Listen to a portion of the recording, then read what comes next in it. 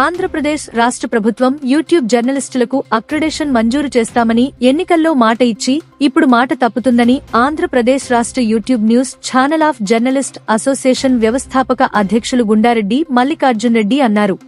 ఈ సందర్భంగా ఆయన మాట్లాడుతూ ఎన్నికల సమయంలో ఏపీ విద్యాశాఖ మంత్రి Nara Lokesh YouTube news channels కి అక్రిడేషన్ ఇస్తామని వాగ్దానం చేశారని, ఇప్పుడు ఇచ్చిన మాటను నిలబెట్టుకోలేకపోతున్నారని అన్నారు.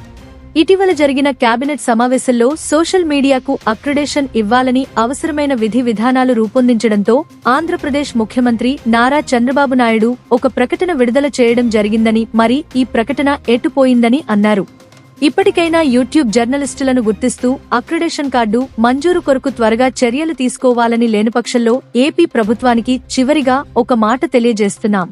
ఎలక్షన్లో సోషల్ మీడియాకు అక్రిడేషన్ మంజూరు చేస్తామని మాట ఇచ్చి ఇప్పుడు మాట తప్పితే సోషల్ మీడియా ప్రాబల్యం ఏంటో రాబోయే ఎలక్షన్లోనే కాకుండా స్థానిక ఎలక్షన్లో కూడా చూపిస్తామని, రాబోయే రోజుల్లో గ్రామ స్థాయిలో స్థానికంగా గ్రౌండ్ వర్క్ చేస్తూ ప్రభుత్వాన్ని ఎండగట్టుటకు ఏమాత్రం వెనుకాడమని, సోషల్ మీడియా యొక్క బలాన్ని నిరూపిస్తామని ప్రభుత్వాన్ని హెచ్చరించారు.